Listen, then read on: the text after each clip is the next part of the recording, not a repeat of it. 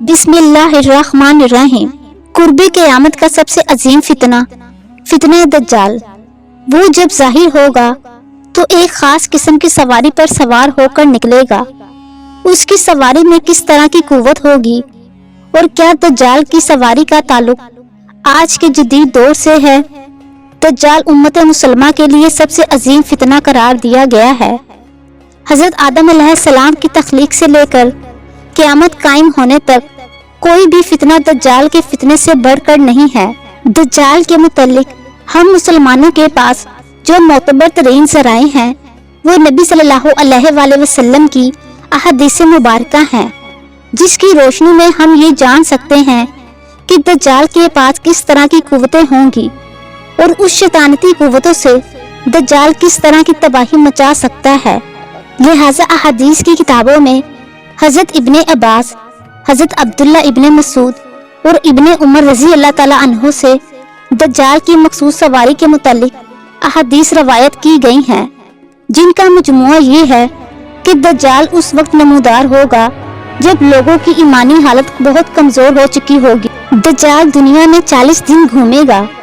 उन 40 दिनों में एक दिन एक साल के बराबर होगा और एक दिन एक महीने के बराबर, जबकि एक दिन एक हफ्ते के बराबर और बकिया अयाम मामूल के मुताबिक होंगे। दज्जाल एक चमकदार गधे पर सवार होकर निकलेगा, जिसके दोनों कानों के दरमियान का फासला 40 हाथ होगा। दज्जाल अपनी उस सवारी पर सवार होकर समंदर में इस तरह दाखिल हो जाएगा जैसे एक घुड़सवार अपने घोड़े पर सवार होकर एक तंग नदी में दाखिल हो जाता है। उसके लिए जमीन समेट दी जाएगी, यानी वो बहुत तेज रफ्तारी से सफर करेगा। वो सूरज के गरूब होने के मुकाम पर उससे पहले पहुंच जाएगा। समुद्र का पानी उसके टखनों तक पहुंचेगा। दज्जाल के पास 70,000 की फौज होगी, जिनके ऊपर सबज चादरें होंगी, यहाँ तक कि वो अबू अल मराक के टेले पर आकर ठहर जाएंगे। वो ऐसे बुलंद आवाज देकर सबको बुलाएगा कि उसको जमीन और आसमान के दरमियान सारी मखलूक सुनेगी। फिर दज्जाल उन लोगों से कहेगा कि तुम सब मेरी इबादत करो, मैं तुम्हारा रब हूँ। इस मौके पर रसूलुल्लाह सल्लल्लाहु अलैहि वसल्लम ने फरमाया, तुम्हें ये पता हो कि तुम्हारा रब एक आंख वाला नहीं हो सकता। भला वो जो दूसरों को आंखें देता है वो खुद कैसे बेनाई से महरूम रह सकता है। उस बदबख्त दज्जाल के माथे पर काफर लिखा होगा, जिसे सिर्फ मोमिन ही पढ़ सकेगा और इसे पहचान लेगा। दज्जाल अपने गधे पर सवार होकर सारी जमीन पर घूमेगा। इस जमीन का कोई मैदानी सहराई और पहाड़ी इलाका ऐसा बाकी नहीं बचेगा जहां वो ना जाए, सिवाय मक्का मुकरमा और मदीना मुनव्वरा के। अल्लाह ताला उन दोनों जगहों की फरिश्तों के जरिए हिफाजत फरमाएगा। दज्जाल जब वहां दाखिल होना चाहेगा तो फरिश्ता उसका रुख फेर देगा। ये एक अजीमुल शान पेशन गोई है, जिसमें दज्जाल के एक अजीबो गरीब किस्म की सवारी की तरफ इशारा है, जो आखिरी जमाने में जाहिर होगा और उसकी वजह से सफर में आसानी और सहूलत पैदा हो जाएगी। इन अहादीस की बुनियाद पर यहूदी खास तौर पर गधे की ताजीम करते हैं और वो अपनी खुफिया इबादत में गधे को जरूर शामिल करते हैं।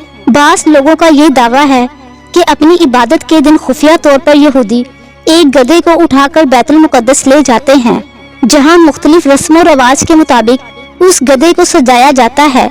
सहाबा कराम के जहन में उस वक्त ये सवाल जरूर आया होगा कि ऐसा गधा कहां से आ जाएगा जिसकी लंबाई और चौड़ाई इतनी देव कामत होगी।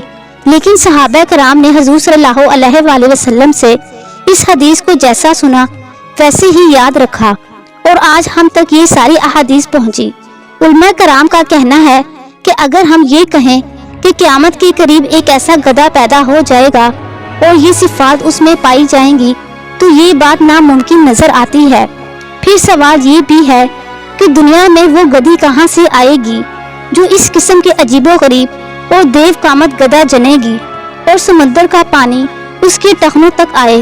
ये बात अकल के बाइद है। मुख्तलिफ मुहक्किकीन की राय के मुताबिक दज्जाल की सवारी के लिए हदीस में लफ्ज़ दाबा या जानवर का लफ्ज़ इस्तेमाल किया गया है और वो किसी भी तरह की सवारी हो सकती है। लिहाजा मुहक्किकीन की राय के मुताबिक मुमकिन है कि दज्जाल की वो सवारी उड़न तश्तरी یا جدید ہوائی جہاز کی کوئی ایڈوانس شکل ہو۔ غرض یہ کہ ہم جانتے ہیں کہ آج کے اس جدید دور میں ہوا اور آواز کی رفتار سے کہیں گنا زیادہ سپر سونک جہاز تیار ہو چکے ہیں، اور اڑن تشتری کے قصے بھی پچھلے 100 سالوں میں مشہور ہوئے، جن کو UFOs کہا جاتا ہے۔ ان UFOs کو دیکھنے جانے کے واقعات زیادہ تر برمودا ٹرائی اینگل کے نزدیک ہوئے ہیں، جو فلوریڈا کے قریب ہیں۔ ممکن ہے کہ دجال کی یہ سواری ایک UFOs یعنی ایک خاص قسم کی اڑن تشتری ہو۔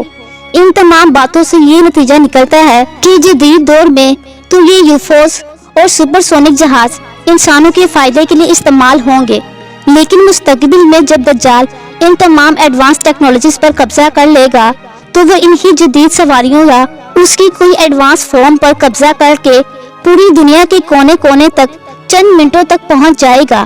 یہ تمام باتیں اس جانب اشارہ کر رہی ہیں کہ خروج دجال کا وقت اب زیادہ دور نہیں۔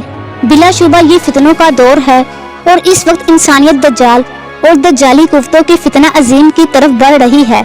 لہٰذا دجال، اس کے حمایتی اور اس کی قوتوں سے آگاہی رکھ کر ہی ہم اس عظیم فتنے سے اپنی اور اپنے ایمان کی حفاظت کر سکتے ہیں۔